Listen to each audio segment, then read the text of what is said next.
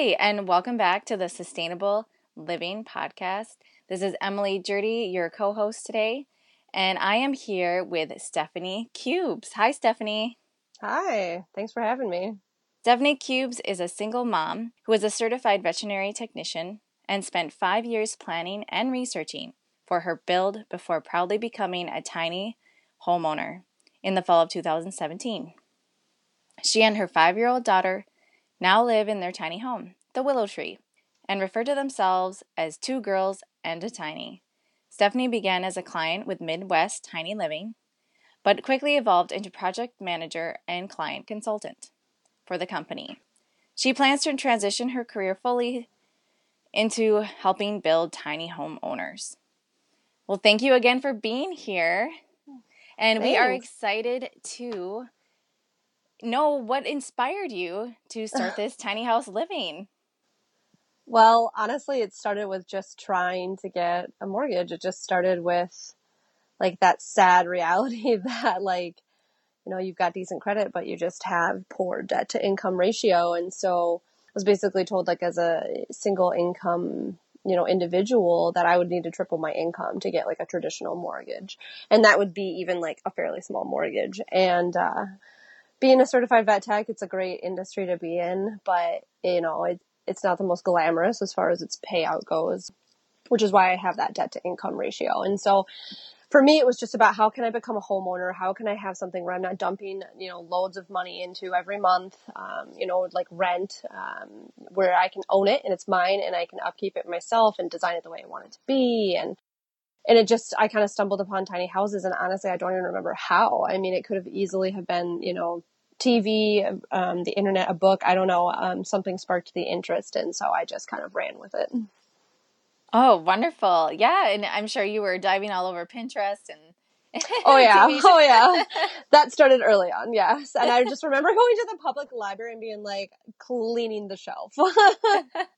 Oh, I'm impressed there were books on it already. That's exciting. Oh yeah, there was. I was surprised. I had a nice little stack of books that I was able to start going through and just starting to get inspiration, which was pretty helpful. So Wonderful. And now, when you were starting your tiny house journey, we all have expectations going into building a tiny house. So what were some expectations you had? And then how did those expectations change as you started building and now that you are actually living in your tiny home? well, my journey morphed so much because it did start, when I was still with my daughter's father. And so it was this concept of us going tiny together. And then eventually that evolved into just, myself and my daughter. And I guess as far as what I expected, the path that we were going to take changed so many times. At one point I thought, oh, I'll do, a small barn house style with a bigger loft. But I thought, but where would we put that? And at one point I had thought we were going to go with a completely different style than we did. And so there was so much evolution of the journey. And even in the beginning that the expectations were constantly changing, but you always think it's going to definitely be easier than it's going to really be. And you always think that things are going to work out timeline wise. It's kind of like planning a wedding. Something's always going to go wrong. It's not that I've never been married, but that's what they always say. I'm just trying to provide a relatable example that a lot more people have probably gone through than a tiny house build. I can relate to that. Yeah.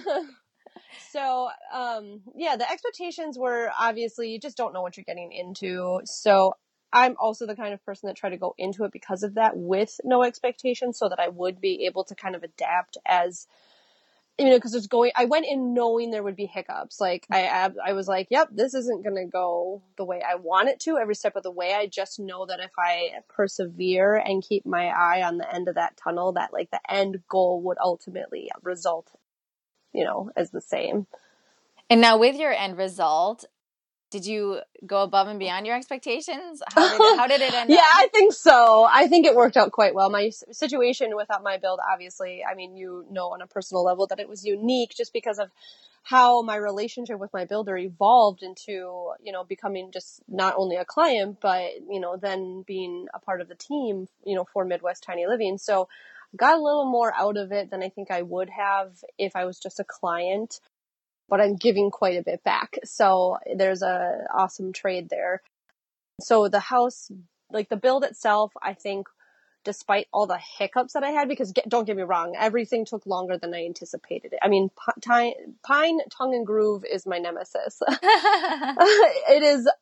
It definitely took a lot longer, but I know that things went a lot more smoothly for me because I had Ryan at my side kind of helping me out. So. And Ryan is the owner of Midwest Tiny Living, for those of Yes. you who don't know. And he was actually on our previous podcast, so you can get to know him as well. I have noticed that there's definitely a very community feel to many people's builds, you know, friends and family helping. So yeah, that's definitely something you want to seek out and even find a tiny house community in your area. Yeah. And I think it's fun too, because if you really just put yourself out there, like, and ask for help, you'll be able to manifest that. And it really helped, like, even draw in friends of mine that I haven't hung out with in a long time, or even like a cousin that I've never hung out with in my adult life. So it was just cool the way that it brought people together too, because the most unlikely people were offering to help because I was willing to ask. Wonderful. And now here's the big question. Everyone wants to know, you know, you get this tiny house, but how did you find a parking spot in your situation? I talked about my situation a lot. I mean, the worst thing that people are going to say if you ask is no. And so I just kind of asked people, do you know of anybody? Do you have land? I was like asking people and asking those people to ask people. I'd put it out on Facebook. I just kept asking, and I kept knowing that, like, if I keep talking about this and I keep networking with people, it helps that I was willing to go away from the city. I was living in St. Paul at the time, and I was working in Lakeville, and I was more than willing to commute a little bit. So I made that sacrifice, which opened up opportunities. If you're looking to be close to the city, it certainly can get a lot harder. But for me, because of what I was willing to do, I just kept asking. And ultimately, somebody actually that I didn't ask, but was hearing me ask, was just like, hey, I have 10 acres and I would be more than happy to host you. And so it just ended up actually working out beautifully. And my landlord and I get along so well, and we work together. So it's really great. I really appreciate you with that inspiring story, because I think a lot of people are afraid to ask, and like you said, the worst they can say is no. So if you are, yeah, it is hard. And it's funny too, because like now that I'm even here, like, people, now that I'm in the house and I'm sharing my story more and more, and people are seeing how serious I am, because obviously the house has now manifested itself. I still get like an occasional, like, oh, I know someone who will let you stay on their land. Oh. And so it's like, oh, that's good to know there's options. But I'm pretty comfortable where I'm at right now, and I'm pretty happy. Yeah, I appreciate you saying that. I actually had a similar experience as well. We're all parked and settled, and everyone's like, "Oh, do you still need a spot?" So don't and give you're up. Like, no, don't give we're good. A lot of people, they're starting to think about tiny houses. They're looking at their design. In your opinion, what are tiny house must-haves as far as what's actually in your tiny house? Oh gosh.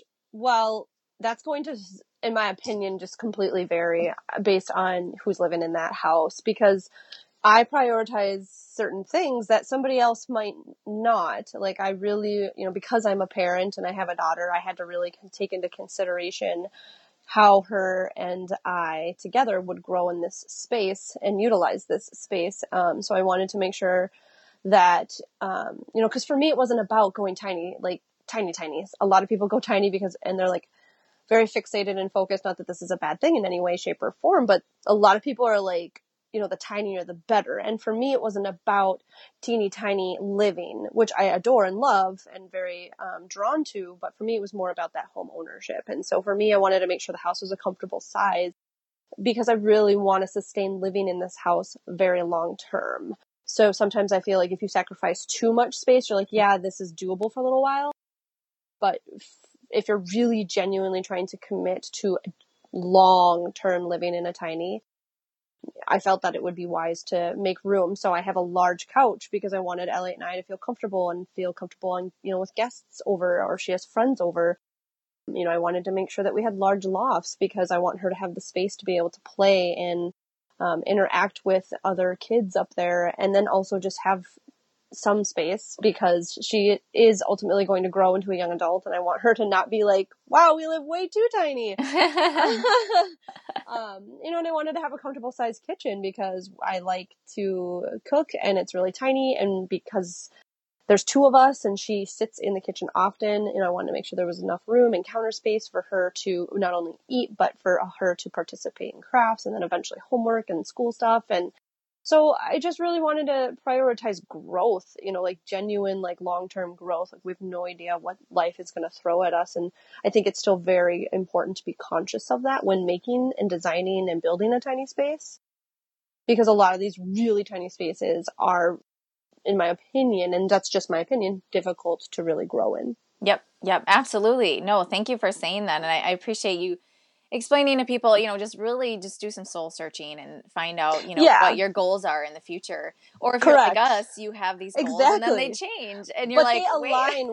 But what you're doing now, you've already like taken such an enormous step into tiny house living that like you understand the concept so deeply and personally that you are able to go, yeah, we can downsize because that's just who you are. But for me and my build and my life, and I didn't necessarily want to go super, super small. So that's why I have a 30-foot house.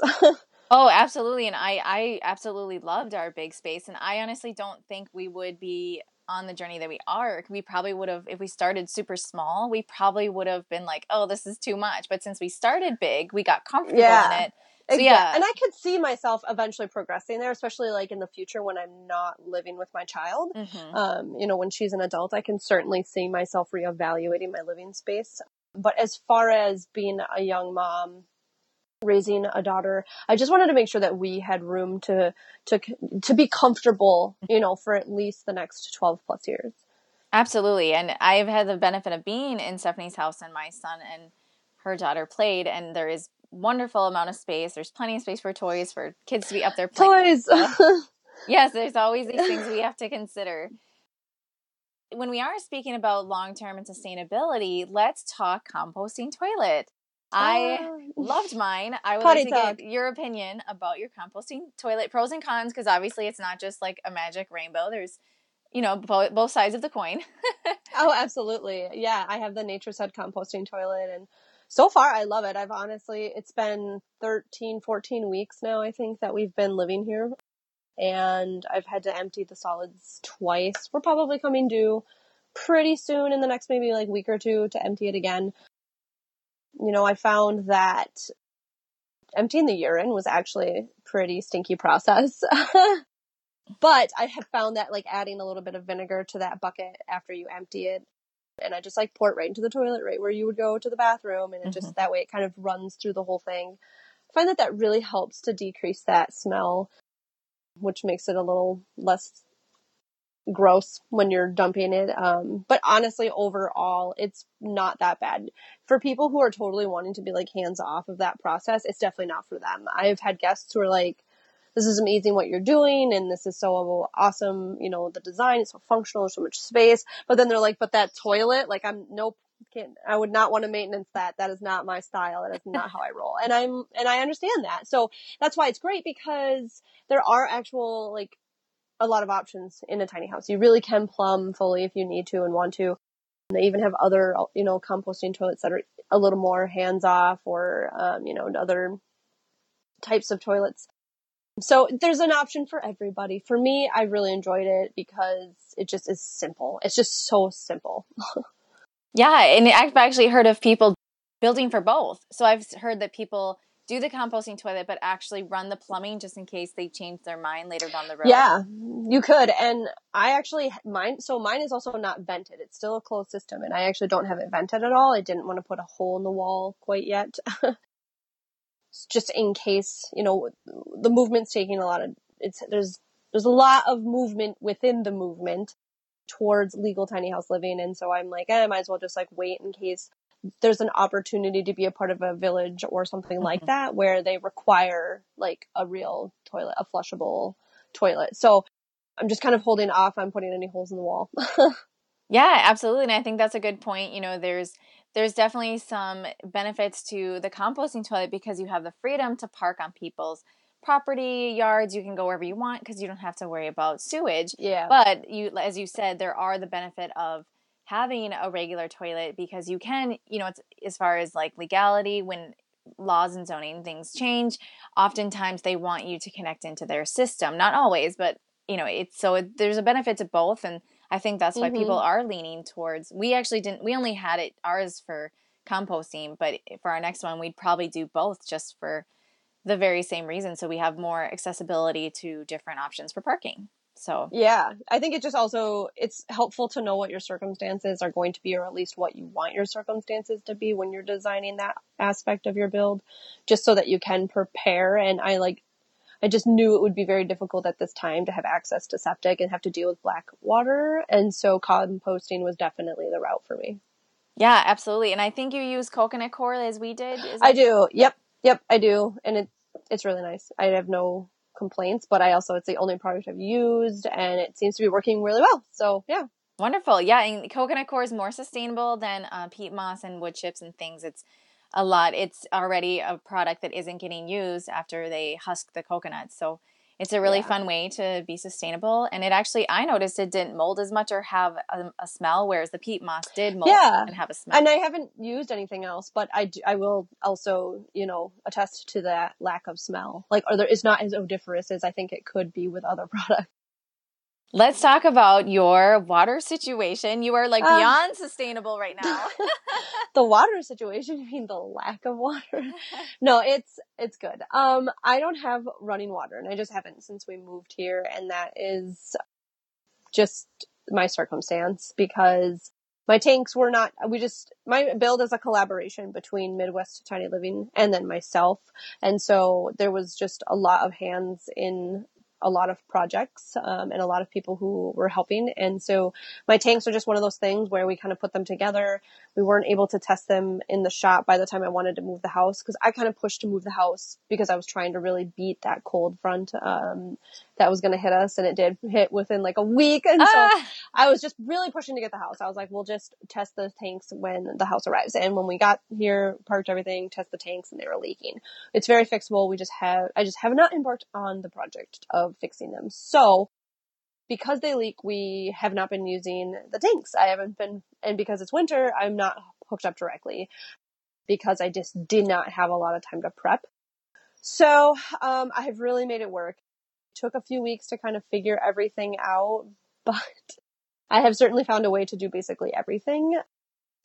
There's a lot of 5-gallon jugs of water sitting around my house in various spots.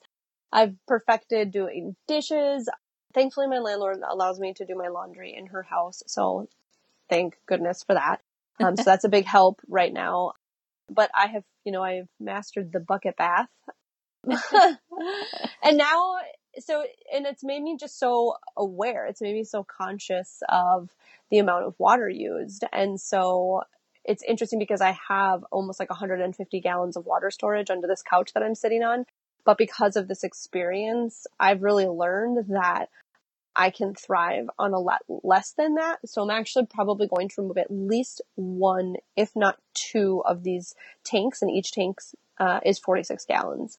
Because I've just learned to be really careful with my water. I've learned to really be grateful for that and not take it for granted. And now it's like, even when I go to work or someone else's house and I flip that little faucet and it just turns water on, I'm like, it just makes you think a little differently about life. Especially when you make this really adulty purchase of a faucet that you love of like $150 and you can't use it. But no, it's been great. And I've been actually really grateful for the experience. I'm kind of glad that it happened because I used to be like, oh my gosh, 150 gallons. That's like, you come from city water, you're just endless amounts. And suddenly you put a restriction on it and you're like, oh my gosh. And I was worried about it. But now that I don't have running water and I've really mastered it, I'm very grateful for the experience. A lot of people actually go tiny for the sustainability of it because you're using less utilities, less resources. Everything about it is taking less of an environmental impact. And it's really interesting because we did have our tanks and we had water working the whole time. But even with 105 gallons in our tiny house, I remember doing the same thing. I started taking less showers and making, washing dishes differently. And you do, it's a whole new mindset when Yeah. it's not just instant. You actually have to fill something up and think about it before doing it. And I know that once we have it up and running, like I'm still going to probably bathe in the same fashion that I do. Like I bathe with probably like 1.5 gallons or something, like probably 2 gallons of water.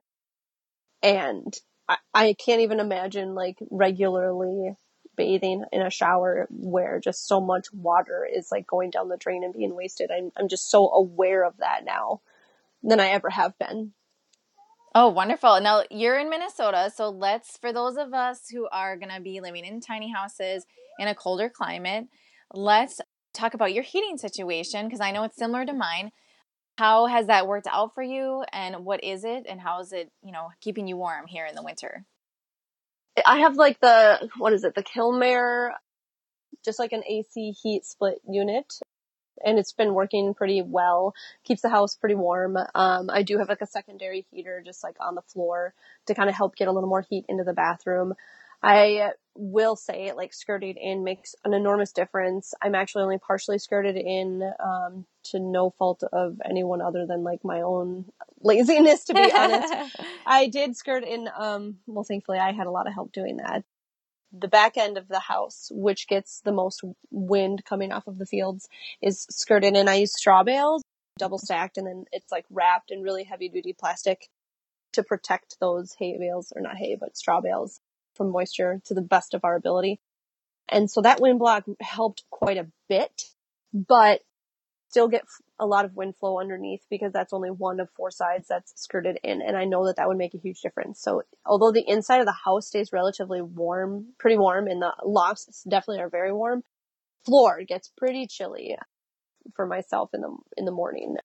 But again, I know that's because I'm not fully skirted in. I think that would probably make like a 20-degree difference. Yeah, absolutely. And I know you've also, when it gets a little bit chilly, you pop on that wood burning stove. And Absolutely. Yeah, furnace. my cubic mini stove. I love that thing. It's pretty awesome. Pretty sufficient, actually. I know we've talked about before that I know both you and I, when we get that wood burning stove going, we've had to actually open windows because it's hot. Oh, I know. And I will say it, like my house is so well insulated. So like even when it's pretty cold out in the winter, when the sun comes up, it will get so warm that I am like just open windows. Yeah, and I've heard people too who will, because of the split AC unit, I know a lot of people have it at their set temperature, start a fire before they go to bed. And then usually they can get all the way to morning, even if the fire goes out. Yeah. I mean, it certainly does. It's like I wake up in the morning, it's nice and warm in the lofts. That's really not the issue. It's just when I come downstairs, I can feel that cold on the floors. But again, it's because I'm constantly getting a winter breeze underneath my house. And that's just simply because I just didn't skirt it in.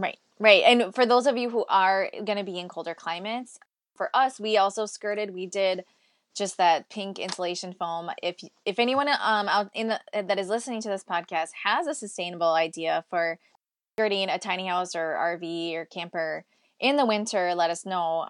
I was only able to find that pink insulation foam that was affordable, but we actually put under the house. They're meant for under the house. They have a safety off switch. And that went under our tiny house, which also helped after it was completely skirted. I also noticed that changing because, yes, your feet can get a little chilly there. Awesome. So as far as your tiny house design, what were kind of your big ideas that you are really, really happy with that you would, maybe suggest to other people, or just to give other people some fun ideas? What kind of were those big things in your house that you're like, oh, I'm so glad I did this? The size of my bathroom, I really, really love the size of my bathroom. A lot of people have a really tiny bathroom, and, good for them if they can make that work. I just knew that I needed a place that I could get dressed and changed, that I can manage that with my child, kind of also use it as like a mud room, because when she comes in from outside, like I usually try to shuffle her into the bathroom, and I'm like, take everything off in there, and then we can hang everything up. And so it's like, I kind of do laundry in there too, with like my Panda washing machine when I do use it. So it's like a laundry room, bathroom, dressing room. So, I really wanted to make sure I had enough space to be comfortable in there. And it is. It's like the biggest bathroom I've actually ever had compared to like any place I've ever lived. So I'm pretty satisfied with that. my big couch is great. I love having a really large space for people to sit, because I feel like when I can have 3-4 people over and like people can like actually like, wow, sit down and stretch out on the couch. I think they're very like surprised by how much space there actually is to like relax and sit down, and not be really crammed in with other people. And then, of course, just the size of my kitchen being a U-shaped kitchen with all that counter space. I love that there's plenty of room for me to be cooking while my daughter's sitting there, coloring, and, I can sit right down next to her and work and be on my laptop. And so the design has just worked out really well.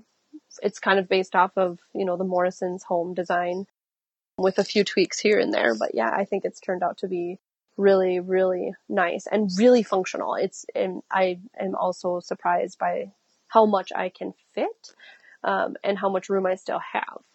So let's talk about your catwalk. Now, in our home, we did a staircase and a ladder, and we did have a sort of a catwalk, but we actually had a wall dividing it. So it was more just for our actual cats. Let's talk about your design, and I'm actually going to use your design in future tiny home designs because I just love it. Yeah, I mean, there's definitely a few homes that do this. I did just do a full catwalk. My daughter's only 5 years old right now, so it's going to be pretty easy to incorporate a ladder access to her loft in the future. But for now, I just wanted to make sure that she could safely get back and forth without me worrying about her needing assistance on like a ladder. And so I have the stairs, and it goes up into my loft, and then she can cross the sky or the catwalk, call it the bridge, over into her room. So it's just really nice because, and then now that the railings are actually up as well, it's just great because other parents don't necessarily have to worry about their kids trying to utilize a ladder. So yeah, it's really nice. It just gives me peace of mind. And then when she's older, if she wants to like bypass going up into my loft and just be able to go straight up into hers, we'll be able to incorporate that. It's a wonderful design. I love the railings that you put up. And just so you know, listeners, we will have her 15-minute video linked on the podcast so you can get an in-depth look of Stephanie's tiny house. Let's quick talk about your windows. Your windows are very unique. A lot of people skimp on windows because of price. But as you mentioned earlier, it brings in a lot of warmth, a lot of sunlight. Can you tell us a little bit about that window in the front and just your overall window design, and what were your sort of deciding factors when it came to picking as many windows as you did? Well, I wanted to make sure that I was essentially able to look in every direction inside the house and see outside, because I just felt like, well, if my environment appears to be endless, then I'm never going to feel too cooped up. And so I have this massive picture window that I'm sitting next to right here. It's huge. So that when I sit on the couch, like instead of feeling like I'm in this little space, it just looks like this huge open room. I made sure to have a full glass on my door because I wanted to, make that also just large and open. I've got the blinds built in, which are really nice because I can still close them when I want to. My bay window, I think, is the window that you're talking about up front. That was definitely and is a key feature. And I prioritized that because I really just wanted to feel like as you were entering the kitchen that there was just like a lot of depth to the kitchen. And so I've got the sink right below that. So when you're standing there at the sink, you're overlooking this enormous bay window and this beautiful view of all the trees. And so the whole house is, supposed to be nature themed. It's called the Willow Tree. The idea is to kind of bring nature inside, and by providing all of this natural lighting and to really bring whatever, outside environment in, just really helps to kind of further that theme. You'll see from the video and pictures, it's very much nature-based. It's a nice little warm cabin-y feel. Yeah, I love it. The tiny house movement is growing. It's developing. You're going to be speaking at Midwest Tiny Living Fest. Is that what it's called, I believe? No, it's called Tiny Fest Midwest. Oh, and it's happening backwards. and it's going to be in Omaha, Nebraska. I believe it's June 15th, 16th, and 17th. So yeah, it's going to be pretty exciting. I think I'll be really stoked to be there. It'll be really fun. So where do you see the tiny house moving? If, let's just say, all laws and regulations and zoning aside, where do you see the tiny house movement going, and what do you see for its future and your future within that movement? Well, it's gaining momentum, and it just continues to do so. More and more people, it's all over cable television. So of course, more and more people are becoming aware of this option and this style of living.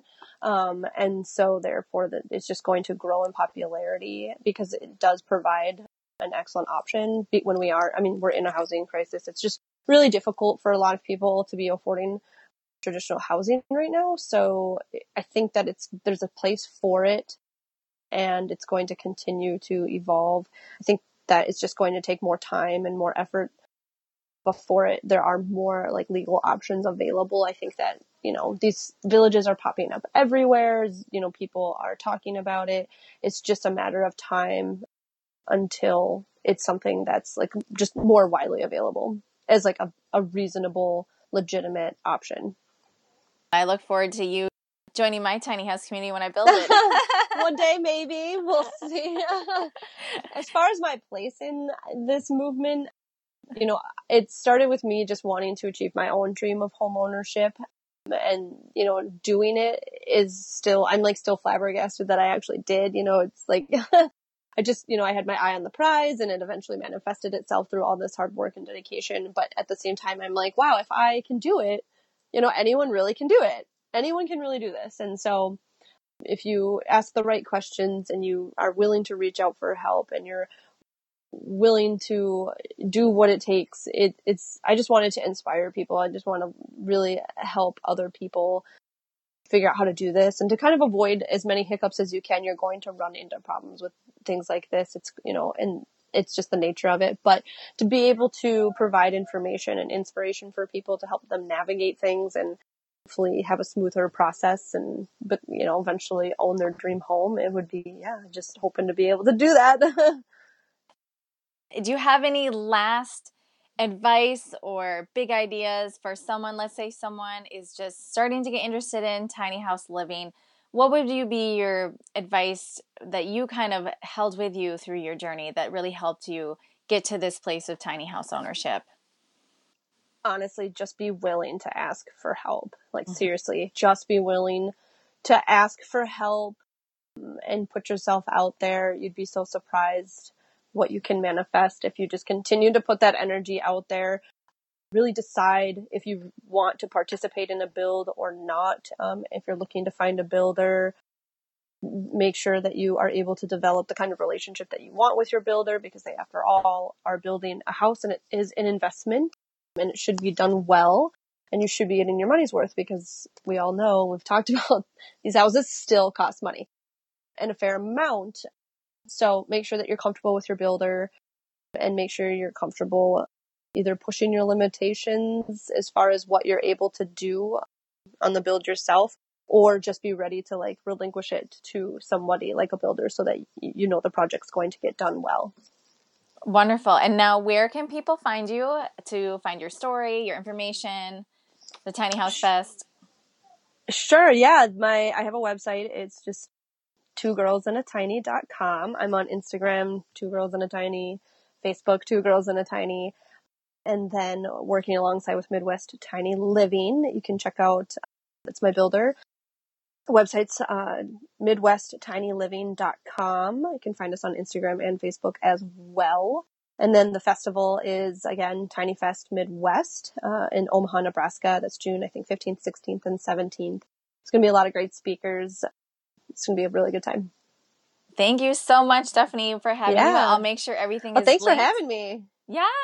And oh my gosh, you've inspired us, and I really hope you all the best in this next journey.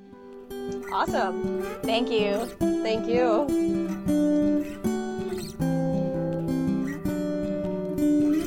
I'm so excited to have heard about living in a cold climate in a tiny home and enjoying it and loving it.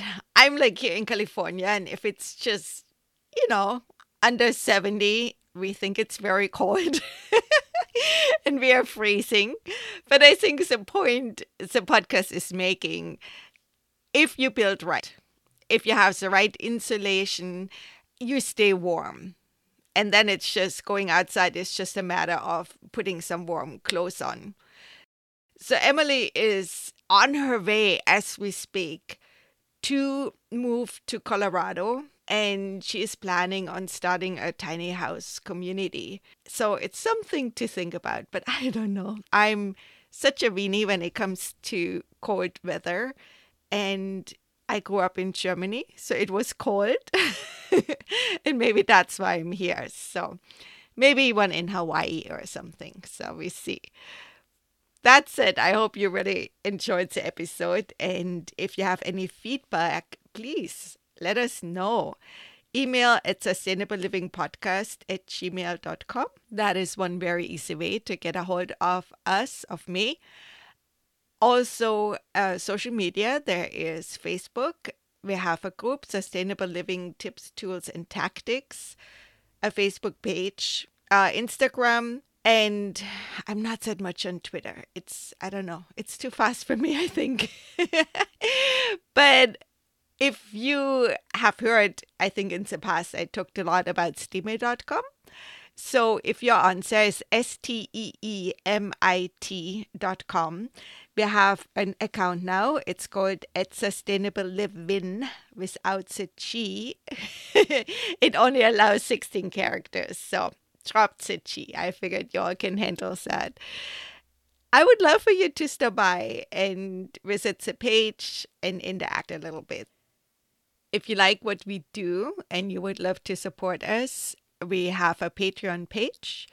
The page is not changed over to the new realities yet, but it will be soon. And speaking of change and of new realities, so I'm so happy to tell you that Pia is on board, and she's going to report once a month on sustainable travel. I'm super excited about that because if you have traveled a lot, and I'm just assuming that most everybody is traveling at one point or another, that's just the way we are now as a society, which I digress now, but my dad used to be the mayor of our town, and he had to visit people which had the hundreds while he didn't have to. But it was one of his duties or his privileges as a mayor to visit people which had the hundreds birthday.